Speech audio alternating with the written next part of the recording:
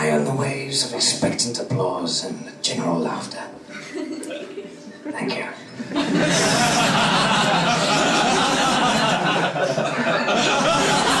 It takes a moment to observe the room. And another moment. Sensing the audience are thirsty and hungry for entertainment, he steels himself ready and prepares for his set. Yes. He braces himself and a little bit of wee. Falls slowly down his leg. Pull in his right shoe. Shakes that off too. Determined that this will not be mistaken as a sign of fear, he shows the audience he is not scared. That's just the way he is.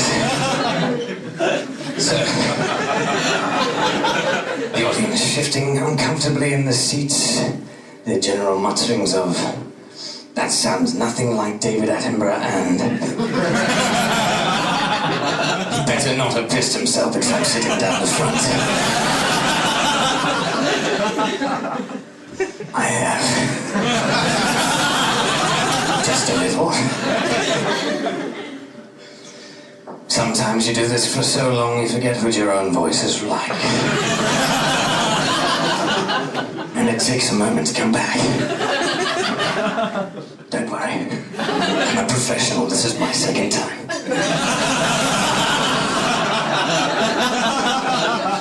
So, I'm glad you like this voice. It's all that's coming out.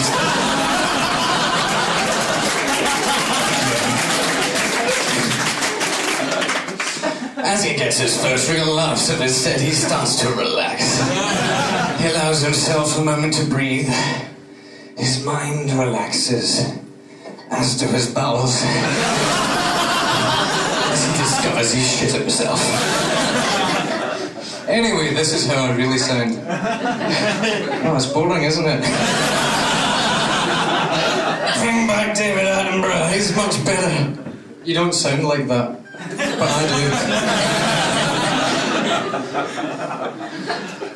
There's a chap down the front who I believe works in a call centre. Is it yourself? Sorry, yourself, isn't it? I used to work in a call centre too. I say used to because one day I snapped and shot everybody. See, you'll agree with me on this, okay? When you work in a call centre, it's not just the fact that you get someone on the line there, you know, the people who have to hold on line say, "Oh, why do we have to hold? We get the same f***ing music."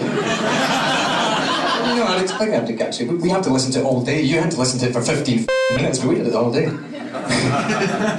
You know, there's nothing worse than telling somebody, "Oh, you know, I can't really deal with this. I'm going to have to pass you through to somebody else." Unless, of course, if it's an arsehole, we say, "I'll pass you through to someone who gives a shit," and connect them with the Samaritans. Where they're then put on hold. And hopefully they kill themselves. That's not fair. That's not fair. What keeps the wheels of industry turning and keeps us all ticking over. Yeah, so anyway, told you about that.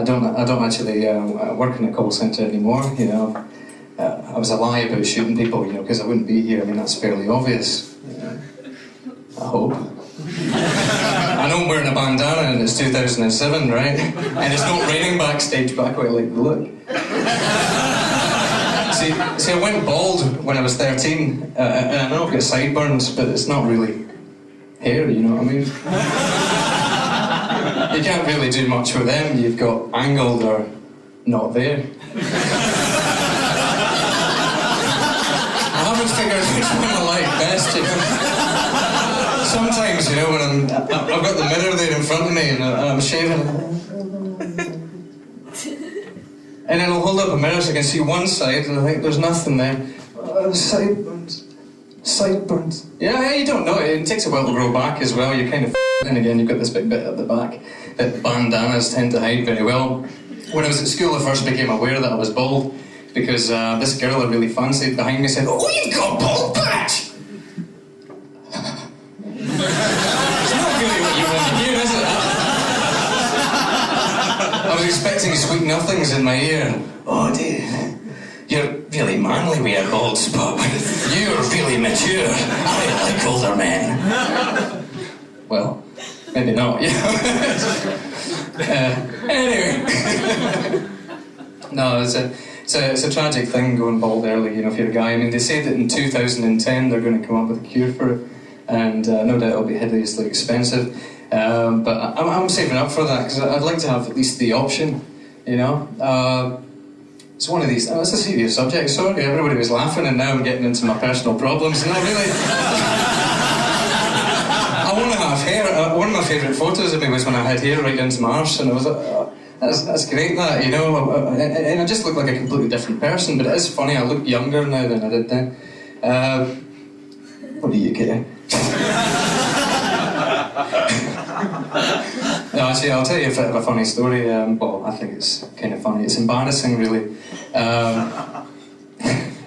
It's got funny elements to it. I mean, let's face it, you know, we've all told little white lies that got out of control.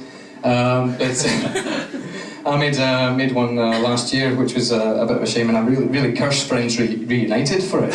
I ran into somebody that I wasn't particularly friendly with, and he said to me, he said to me, "Oh, you're looking great. What's with the bandana? Have you got cancer?" I thought, cheeky bastard. It's been really bad, and I was completely bald at this point in time. Anyway, got right out of control, and the next thing I knew, they were going to have a reunion, right? And they moved it forward because they thought it was a terminal case, and it was the most embarrassing thing. Anyway, I've been Youngman. Thanks very much. Enjoy the rest of the night.